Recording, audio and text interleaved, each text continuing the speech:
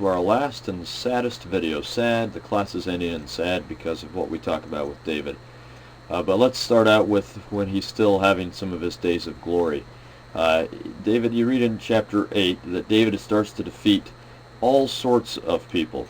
So let's make sure we understand, and we'll talk in class about the power vacuum created by the Sea Peoples or the Philistines, but you've just had this kind of little area that they've controlled, and all of this area has been controlled by other people. Some parts over here have been controlled by Israel, but they're continually fighting people for it.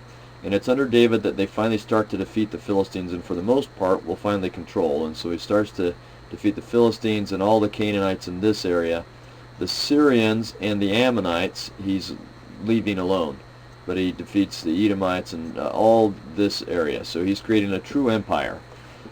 That's what we get in chapter 8. Chapter 9, he's trying to honor one of Saul's sons, Mephibosheth, which also isn't his real name. It has to do with shame. But anyway, then eventually we get David sending some messengers to the children of Ammon. You get this in chapter 10. So if we scroll down to chapter 10, what happens is that Nahash, remember good old Nahash, the king of the Ammonites that was fighting against Saul in Jabesh-Gilead, he dies. And at this point David has had some good relations with the Ammonites. And so when Nahash dies, David decides he'll send some emissaries over to express his regrets to Nahash's son, and his name is Hanun. And Hanun receives these emissaries, and he thinks that they are spies. And so he decides to humiliate them and send them back. So he shaves them bald, both their head and their beard, and these are signs of wisdom, because as you get older and wiser, your hair and beard grow. So they go here to Ammon, these emissaries. Here's some pictures of Ammon. Most of these ruins are much later, but you can get an idea. It's much like Jerusalem, very, very steep. So he goes to Ammon, and they go there, and he humiliates them. Here's a picture of the citadel taken from a bus. Anyway, he humiliates them. So they will go from Ammon. Let's go in just a little bit here.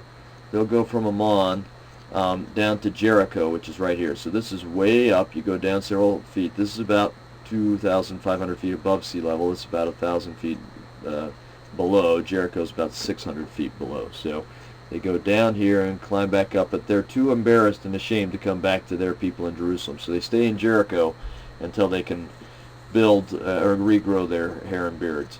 But David is so incensed at this disrespect, it really is an act of war, that he decides that he and Joab will go to war.